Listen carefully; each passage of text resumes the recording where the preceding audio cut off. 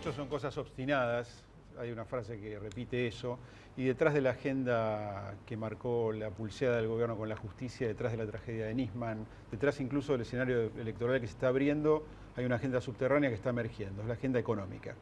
Los economistas están coincidiendo en un punto más allá del debate que hay sobre cómo desarticular el cepo al dólar. Están diciendo que la Argentina no crece hace varios años y están anticipando que el gobierno no va a hacer nada para cambiar esta tendencia. Incluso, y esto lo vas a explicar mejor vos, Ezequiel, están advirtiendo que en el 2016 la Argentina tampoco va a crecer. Es un escenario complejo el que se presenta para el próximo gobierno, ¿no? Sí, es un escenario complejo. Es cierto que no va a heredar las mismas distorsiones, o al menos la magnitud de las distorsiones que han heredado otros gobiernos, si se quiere, desde que ha regresado a la democracia, pero no hay que dejar de mencionar que las distorsiones se han acumulado en los últimos años y se van, como decís bien vos, Walter, se van a seguir acumulando en los próximos meses. La cambiaria es una, porque el gobierno ya ha decidido, y el kirchnerismo esto lo ha demostrado a lo largo de su gestión, de sus 10 años de gestión, de que cada año que hay elecciones y siempre que la tasa de inflación ha presionado sobre el bolsillo de la población, ha decidido que la estrategia de mantener el tipo de cambio fijo, ¿no? Ahí hay una coincidencia, hay Sí, un atraso cambiario. Hay un atraso cambiario acentuado quizás este año más porque los principales socios comerciales de la Argentina también están devaluando, están depreciando sus monedas, entonces es lógico que estas distorsiones se acumulen de acá, aumenten de acá a fin de año y lo que herede el próximo gobierno no vaya a ser tan sencillo de resolver. ¿De qué otras distorsiones hablas? Las fiscales, por ejemplo. Si bien hay un déficit fuerte. La semana pasada hubo todo un gran debate acerca de lo que dijo el candidato presidencial Mauricio Macri sobre que si él es elegido presidente eliminaría el cepo. Bueno, pero también hay cuestiones que tienen que ver con lo fiscal, con los subsidios.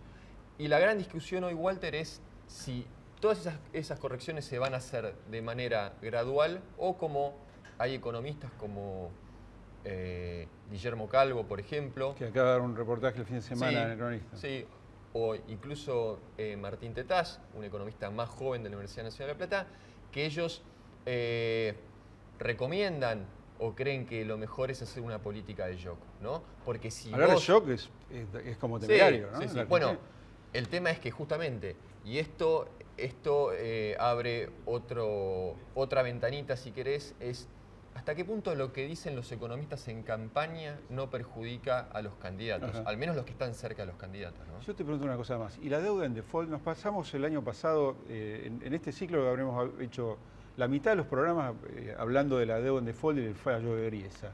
El gobierno parece como si no existiera el tema. Incluso le mandó a decir a Griesa que le ponga límites a los sí, a para los el gobierno holdouts. no hay bomba, para el gobierno no hay herencia, entre comillas.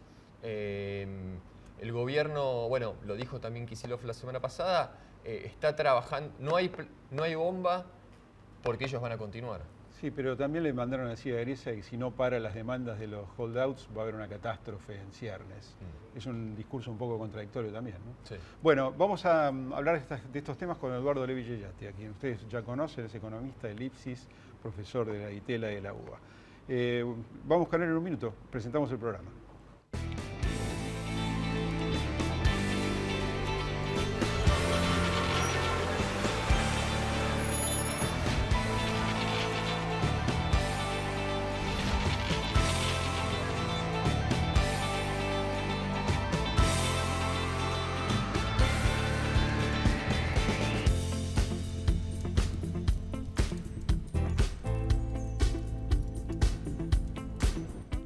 Eduardo Levi Yeyati en Divina Comedia. Gracias, Eduardo, por haber venido. Como siempre.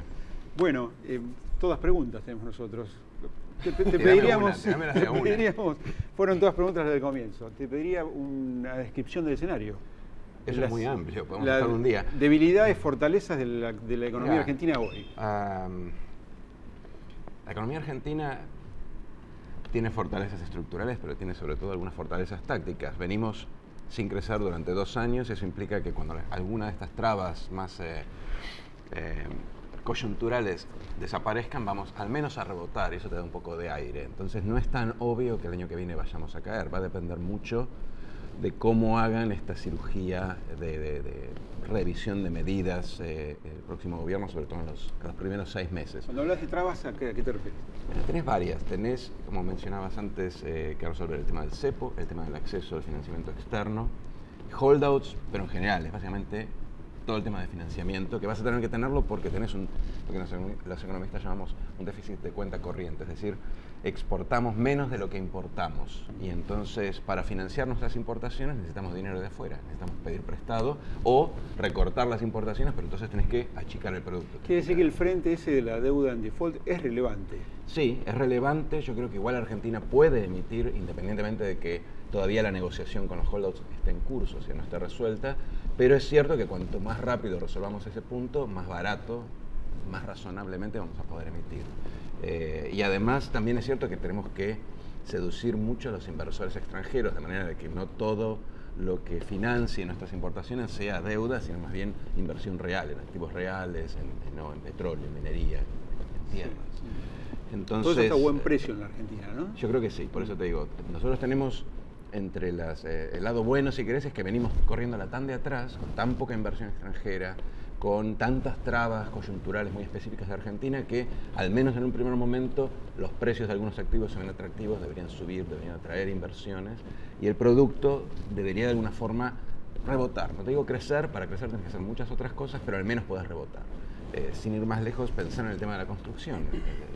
Todo el sector de la construcción está casi, te diría, paralizado y no debería estarlo. Entonces vos decís, ¿de dónde puede venir el crecimiento el año que viene? Bueno, resolvés alguna de las trabas asociadas a las inversiones en el sector de la construcción y esto va a crecer a niveles normales, pero desde niveles tan bajos que implica un crecimiento importante. Y así en muchas otras áreas. La inversión en general en Argentina está muy deprimida.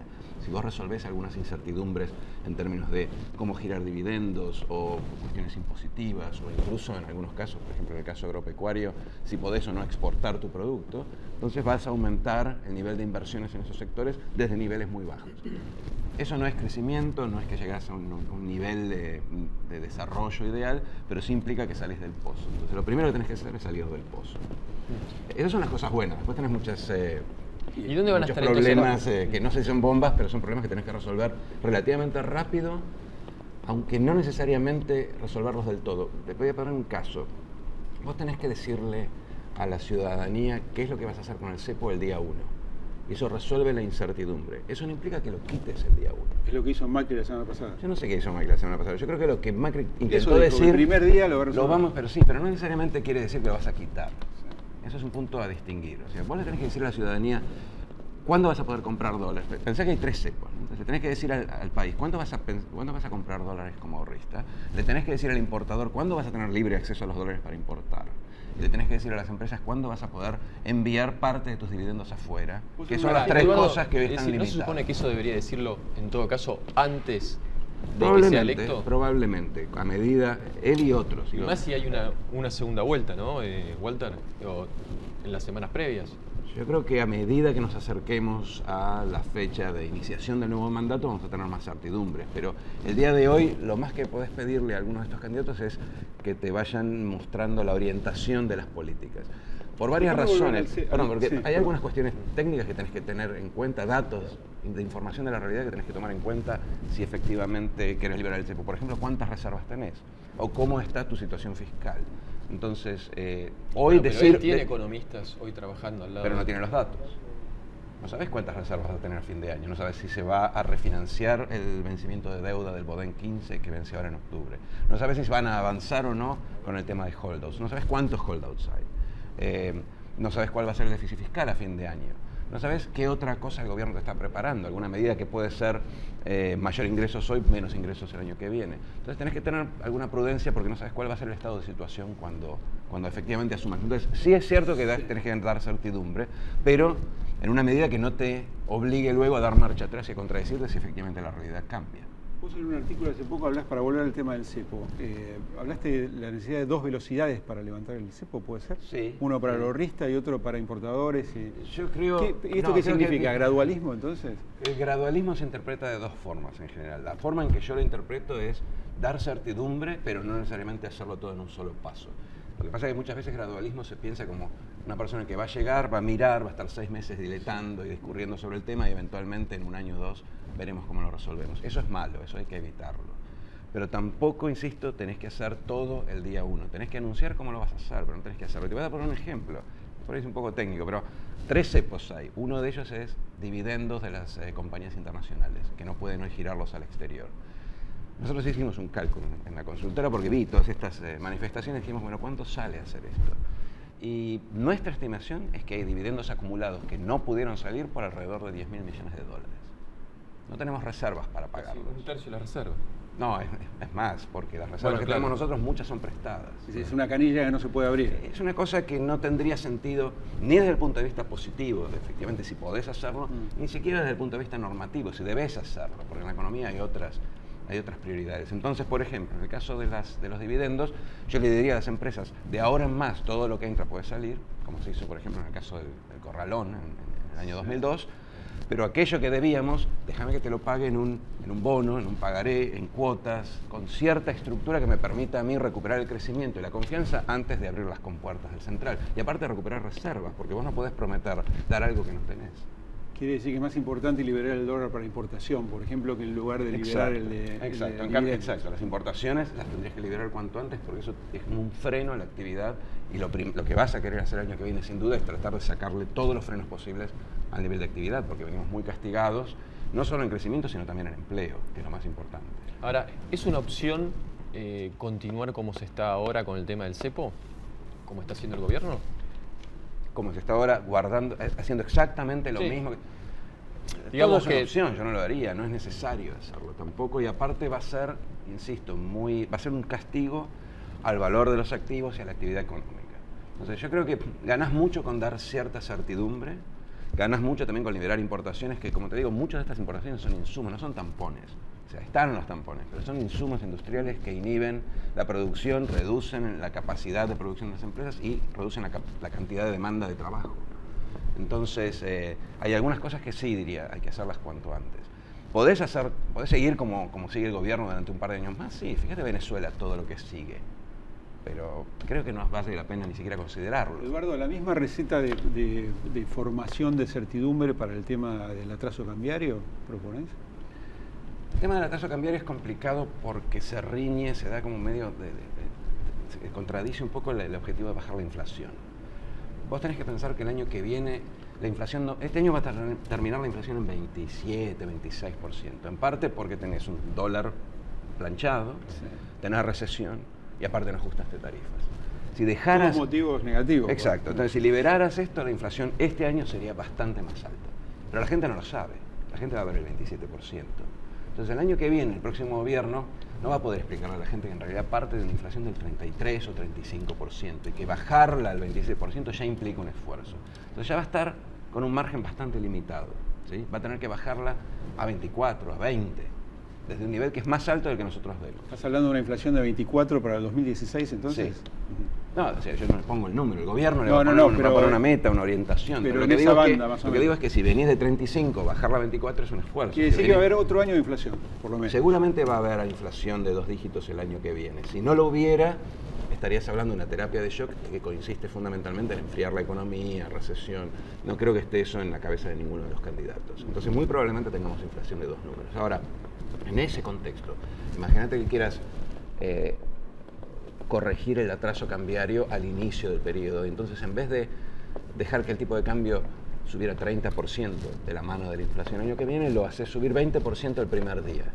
Entonces, la inflación ya no es más 33 o 35, es 40. Se te hace mucho más difícil anclar las expectativas de inflación y explicarle a la gente por qué el gobierno kirchnerista al cual estabas atacando por inflacionario tenía 27 y vos terminás el año arriba de 27. Por eso vos sostenés que el próximo gobierno no va a hacer una corrección fuerte. Yo creo que el próximo gobierno le resulta políticamente más viable y diría más conveniente empezar atacando a la inflación, corrigiendo parcialmente el atraso. O sea, evidentemente algo van a corregir, vas a devaluar más de lo que inflás, pero dejando la corrección del atraso cambiario para el año 2017. ¿Por qué? Porque si vos tenés ancladas las expectativas inflacionarias, si el gobierno en el año 2016 tiene éxito con su política monetaria, en el 2017 dice, bueno, ahora este año van a ser 15%. Si en el 16 tuviste suerte con la política monetaria, la gente te va a creer el 15%. Entonces la devaluación se va a trasladar menos a precios que si la haces al inicio. Es un Para poco esa técnico, prioridad, pero Eduardo, no es, esa es la explicación. Sí. Te digo, si haces una evaluación en diciembre o en enero, vas a tener un traslado de precios muy alto, como tuviste en enero del año pasado. ¿hasta qué punto necesitas una nueva carta orgánica del Central ya en diciembre para esa prioridad que señalas? Yo creo que no la necesitas, es conveniente, pero no la necesitas. La independencia del Banco Central es una independencia de facto en el mundo. En Brasil, donde no paran de subir la tasa de interés, no es independiente. En Argentina, que tiene independencia legal, es muy independiente. Lo que necesitas sí es tener a la cabeza del Banco Central una gestión que entienda que a partir de ahora tiene que ser un Banco Central que garantice la lucha contra la inflación y tiene que ser instrumental a ese programa y tiene que efectivamente producir un programa monetario con una indicación de cuál es la inflación y el tipo de cambio para el año en febrero. Porque en marzo vas a iniciar las negociaciones salariales y necesitas tener algún tipo de orientación antes de las negociaciones salariales. No podés perder 3 meses en armar un programa monetario. Entonces, con esas características, la Carta Orgánica puede esperar. En algún momento la vamos a modificar porque merece ser modificada, pero creo que lo importante es que el Banco Central se alinee con lo que es el cambio de prioridades. Última pregunta, te pregunté por el contexto económico local, el contexto internacional, ¿va a ser favorable o desfavorable para la Argentina? Hoy parece que va a ser desfavorable. En un punto en particular. Es decir, yo creo que el crecimiento no va a ser tan malo como se esperaba al inicio. Creo que Europa está dando alguna señal de vida muy incipiente y Estados Unidos tiene una consolidación de un crecimiento modesto, pero bueno. Pero nos va a ser desfavorable si efectivamente el ciclo de dólar fuerte a nivel mundial se continúa hasta el año que viene. Justamente por lo que te decía antes, nosotros podemos postergar al 2017 el verdadero ajuste del tipo de cambio si el dólar no sigue apreciándose, pero si el dólar se aprecia a nivel mundial 20%, nosotros no podemos ignorarlo. Y entonces ahí sí tenemos... de alguna manera. Bueno, claro, porque las expectativas te llevan a tener que soltarlo un poco más, porque si no la gente simplemente no va a creer el tipo de cambio que vos le vas a estar marcando desde el central. Entonces, en ese caso vas a tener que dejar ir más el tipo de cambio, vas a tener una presión inflacionaria, vas a tener que subir más las tasas de interés, vas a crecer menos. Espero que eso no ocurra, pero sí es cierto que hoy hay entre algunos economistas preocupación e incluso en alguna medida consenso de que esto es apenas el inicio de un ciclo de un superdólar. Eso sí atenta contra mucho del pequeño espacio que tiene el gobierno para maniobrar en los primeros 6 meses. Preocupa. Gracias. No, gracias. Tanda y venimos.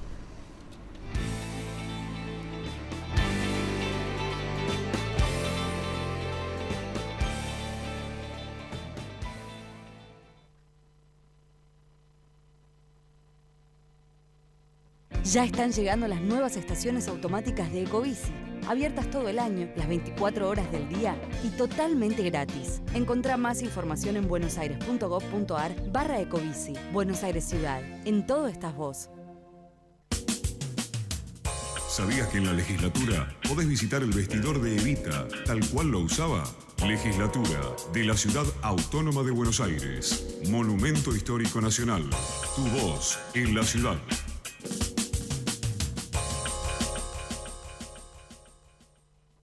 Vení, jugá, divertite. Aquí todos los días son especiales. En los casinos de la provincia de Córdoba, la diversión está asegurada.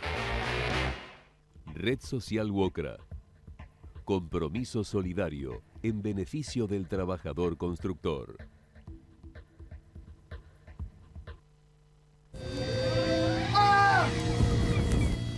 ¡Mamá! Te puede pasar.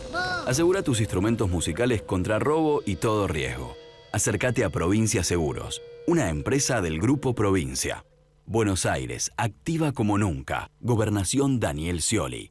¿Moscardelli tiene algún sueño recurrente? Ay, sí, tengo un sueño recurrente que es que me come un grupo de caníbales y después que me comen, el comentario es: qué rico que es este tipo. Moscardelli, ¿para qué ganar uno si puede ganar 4? ¿No le parece?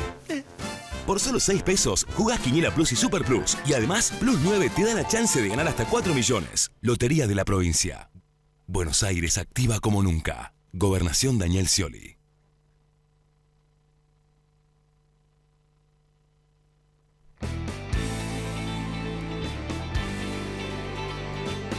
Divina Comedia, segundo bloque, con nuestro colaborador Ignacio Olivera Adolfo. ¿Cómo están? ¿Bien? Todo bien.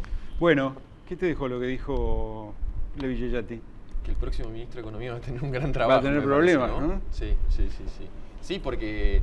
Primero 100 días así como para... Sí. Y me parece que de lo que dijo, que va a ser muy importante, qué acuerdo o qué relación tenga el próximo gobierno con el sindicalismo, me parece, al menos en los primeros meses, va a ser clave porque el gobierno va a querer tomar alguna decisión con el dólar, con el tema de las restricciones, los controles al mercado de cambio, y me parece que al soltar ese precio o al dejarlo deslizar, como dice este gobierno, un acuerdo con los sindicatos para que no pidan una tasa de aumento por encima de la evaluación va a ser clave, ¿no?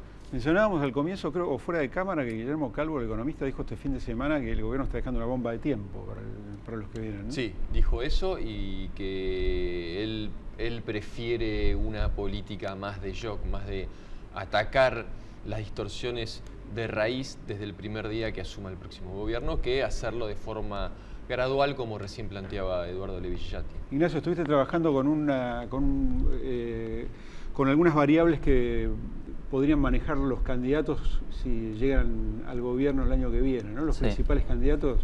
Sí, hay detrás de las definiciones. Tenemos algunas placas políticas. para sí, ver, ahora en un rato las tres variables que elegimos es dólar, inflación y desempleo, porque detrás de las definiciones políticas que siempre por ahí son más propensos a dar los candidatos, hay planes económicos bastante más diferentes entre sí.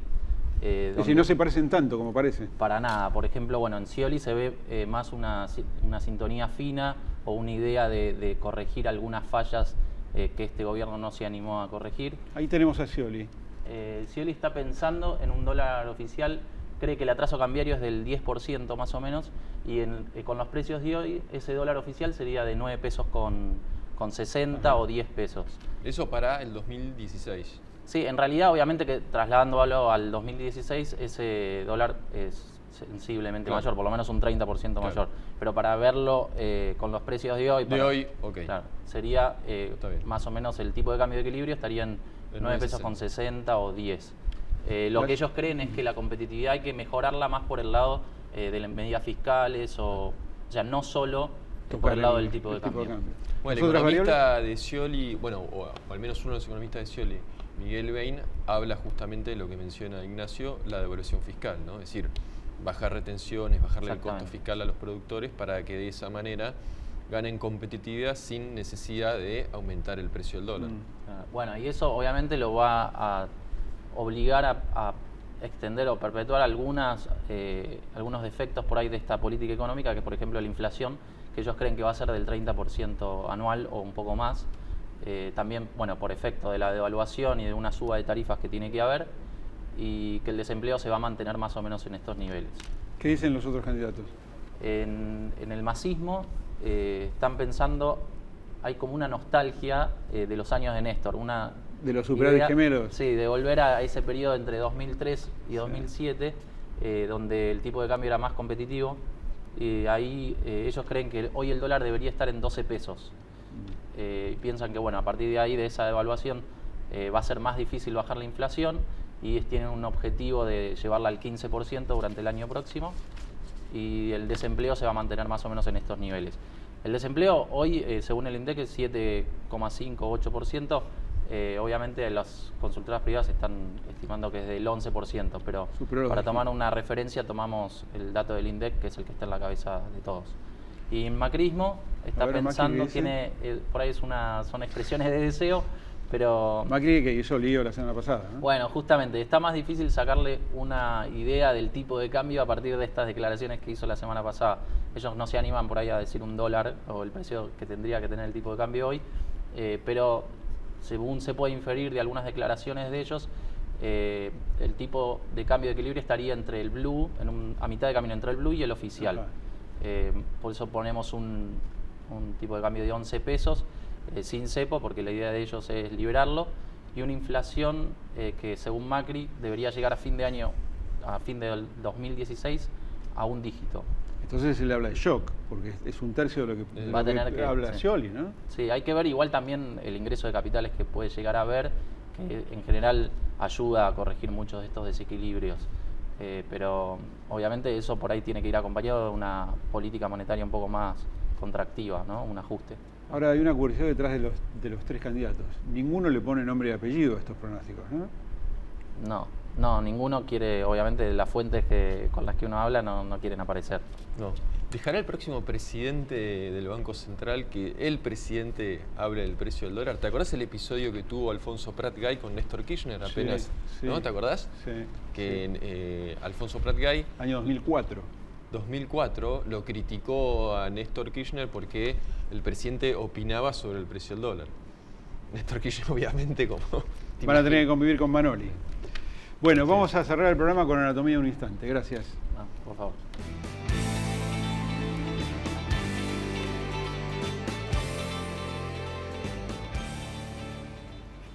¿Es uno de los trenes llegados de China? No es el plan bomba. No es el plan bomba, no. Es una locomotora que se llamaba Juan Domingo Perón. Esa foto está sacada en la primavera del año 1951. Es una locomotora que después se llamó La Argentina. Está en la esquina de Diagonal y Florida. Una Buenos Aires irreconocible, con todas esas vestimentas, esos sombreros. Sí. Bueno, la Argentina en esa época construía locomotoras. Había una fábrica de locomotoras en los talleres ferroviarios de Liniers. Eran más, como siempre ha pasado con el peronismo, hay que reconocer, más ambiciones e intenciones que hechos reales, ¿no? Se fabricaron pocas locomotoras en Liniers, esta se hizo en Córdoba. Los amantes de los ferrocarriles, que en general están alineados con las corrientes más nacionalistas de la Argentina, dicen que esta era una maravilla tecnológica de su época, era aerodinámica, la hizo un ingeniero llamado Livio Porta, que después se fue a Cuba y llevó estas ideas a Cuba. Parece que el transporte de pasajeros y de cargas por las vías férreas es como una obsesión en los gobiernos peronistas, en los gobiernos argentinos de este perfil. Bueno, antes las hacíamos, ahora gastamos miles de millones de dólares en contratos directos con empresas made in China. Sí, bueno, es lo que Otra quedó. Otra época. Nos vemos. Gracias.